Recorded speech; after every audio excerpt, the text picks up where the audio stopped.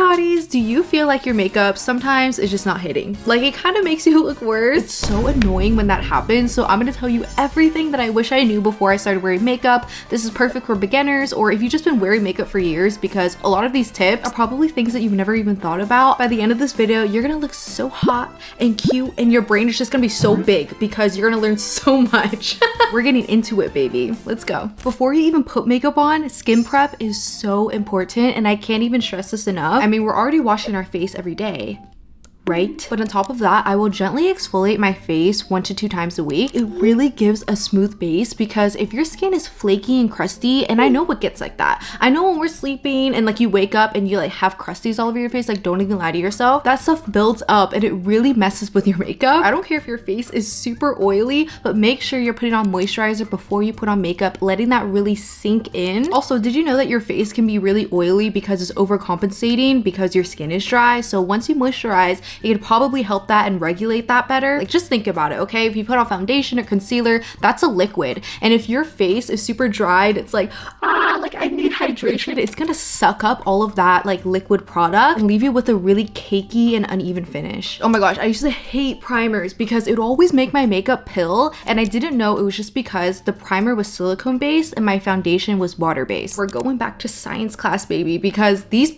bases do not mix. They want to separate. They do not like each other. My biggest tip with primer and just with every single liquid product that you put on your face, make sure it's the same base. I would get super nasty flakes and my foundation would congeal and pill up. It just was not like that smooth base that we're looking for. We want our faces to look smooth like a baby's butt. If you see primers with the ingredient list and it ends with anything with this, then it's silicone. But if it's not, it's water. And I would say if you have oily skin, go for a silicone based primer. And if you have dry skin, go for a water-based one. I tend to see a lot of texture right here next to my nose, so I focus on that part first. My top is so cute, right? I love this little flower right here. I wear Cider all the time, and y'all are always asking me where my clothes are from, and most likely it's her. Yeah, Cider is the place to go for everyday statement pieces for every mood. Every day, I have a different vibe that I want to go for. I don't like to constrain myself into one style. For example, this one is giving beach princess. I love the shade of blue and the design. The skirt is super stretchy, which I love because I hate when like long skirts are tight and it makes it really hard to walk.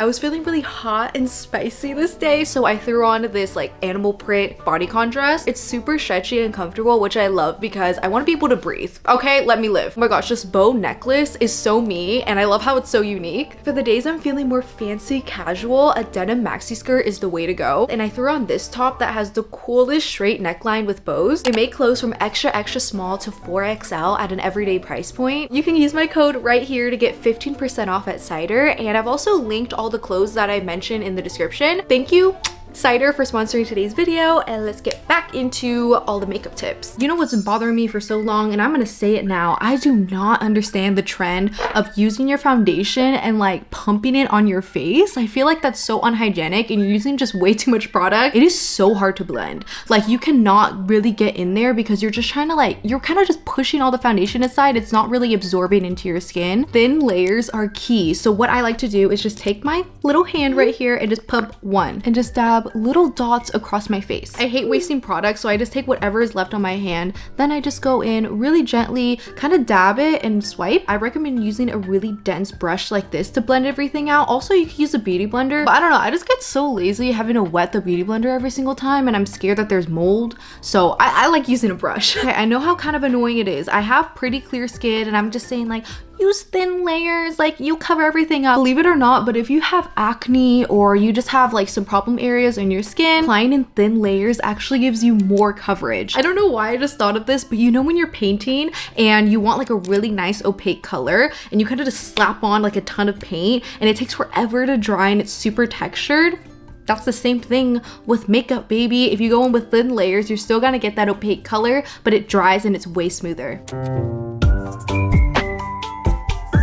For concealer, I know that there's a huge thing about using different colors for your face, but it's really important when you're covering like little zits and stuff like that, that it matches your face color. Just because if you go in too light, it kind of acts like a spotlight, like, hey, look at me, like I'm a pimple right here, but well, And save that lighter concealer for your under eyes. A little bit on like just a little dot on my forehead, and then these areas of redness. And whatever you do, hottie, you do not touch it. You do not touch your concealer right now. You have to let her marinate. You have to let her cook. You can see that there's a clear difference between just blending it out immediately or just letting it marinate or sit. I don't know why I'm saying marinate. It's kind of gross.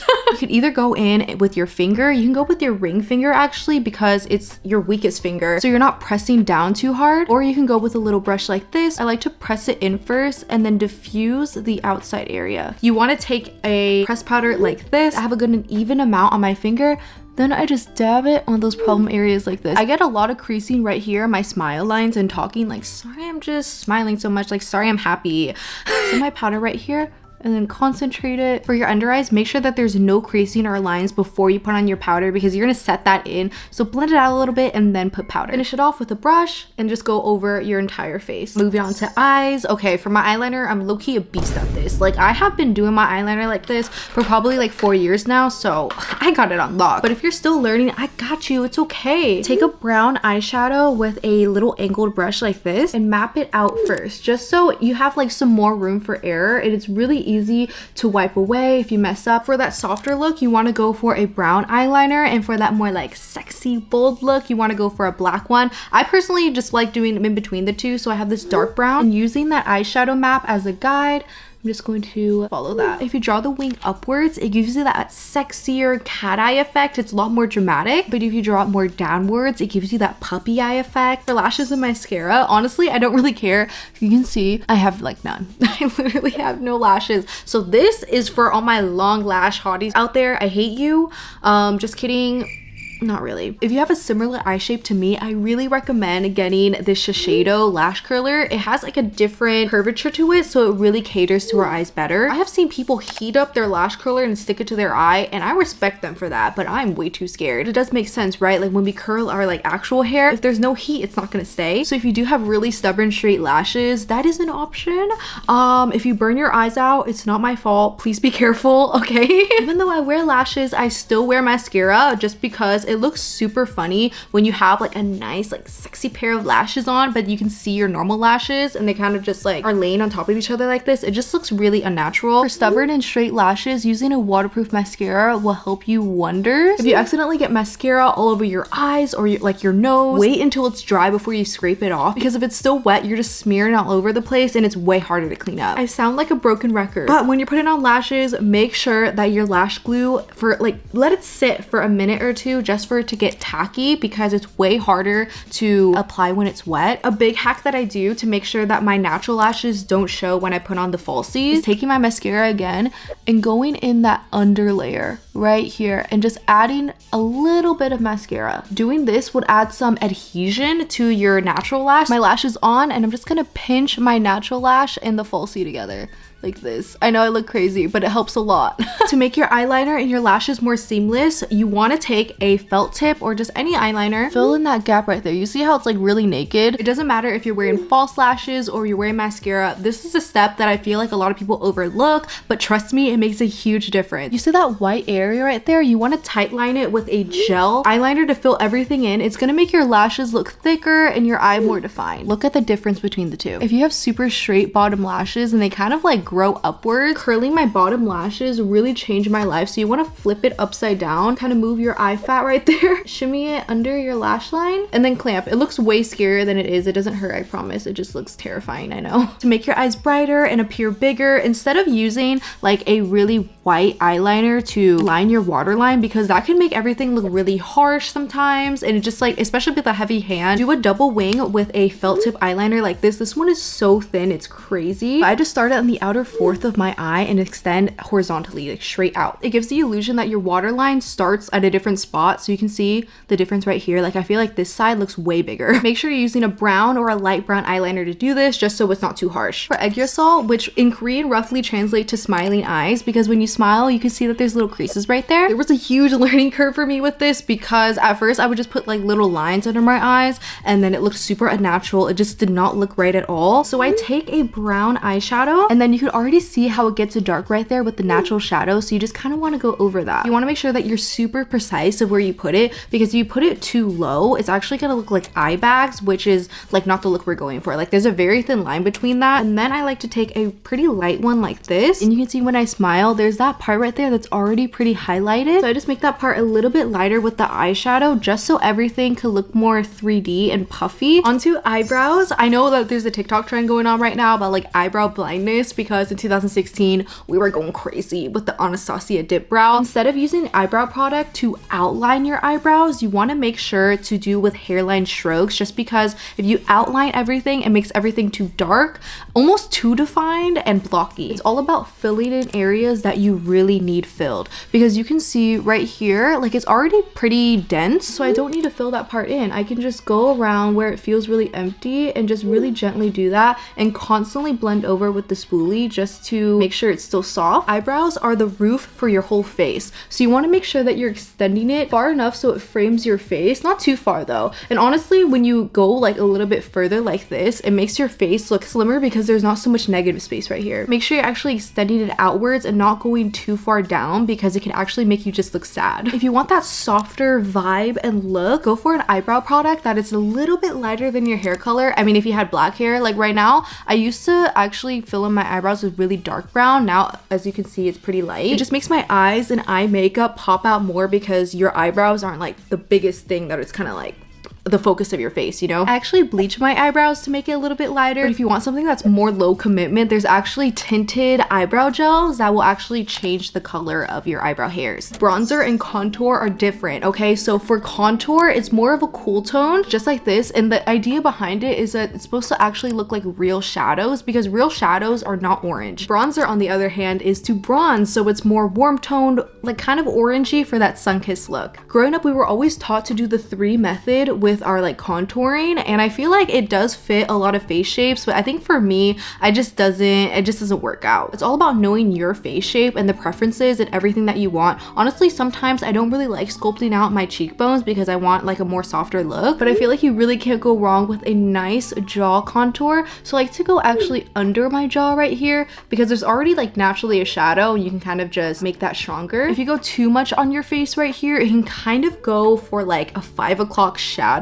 territory, so you want to make sure that we're not going there. For nose contour, I just like to go in little thin lines like this. I like where my nose is a little bit more upturned, so to do that, you want to go in right there, cover this whole area. I know it looks kind of crazy, but trust me. And then a little line right here. When blending it out, you want to make sure that you're going in to this area right here, just to make everything look more natural and it feels like it's actually protruding out of your skull. Okay, well, I don't know why I said it that weird, but it just makes it look more natural. Blend it into your eyebrows and eyes. For the sides right here, I like to blend downwards and outwards. And right here for the tip, you want to go in and kind of blending it into my nostrils just a little bit, just because for that upturned look, like your whole nose would be upturned, right? Not just the tip. So you have to emulate that shadow here too. I'm pressing the contour in first and blending it at the same time. If anything, blend upwards like this, because if you drag it down, it's gonna drag your whole face down. And for the jaw, do a double chin and make sure that everything is blended out. You do not want a harsh line, okay? I already made a whole video on blush placement and how it can completely change the shape of your face,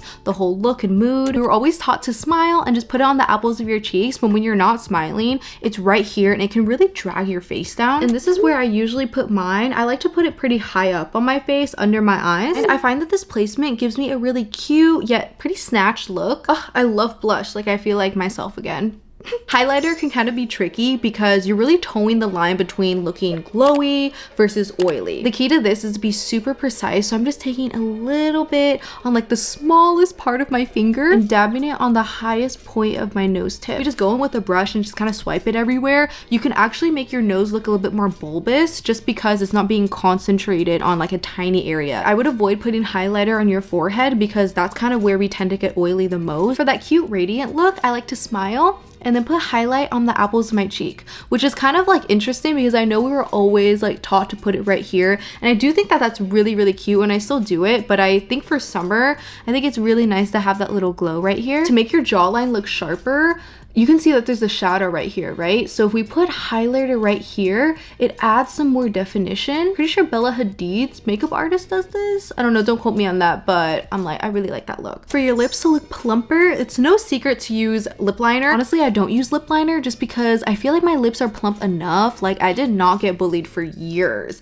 and now y'all want my lips. Like, okay, that's crazy. But I learned that lip liner can sometimes make you look like you have a mustache, just because when you're lining the entirety of the top lip, that's like exactly where your mustache would be. So it's good to be really selective on the areas that you want to make plump. Also, lip colors look different on everyone. It depends on your skin tone, your undertone, the actual shade of your natural lip. It's so annoying though, because I will see like influencers wear this like really cute lipstick and then I'll put it on and it looks like dog shit on me. Like, it looks so bad. This lipstick is the perfect My Lips But Better color. I'm blending out the outer corners just so everything looks softer. Ooh, you want to kiss me so bad. Like, I know.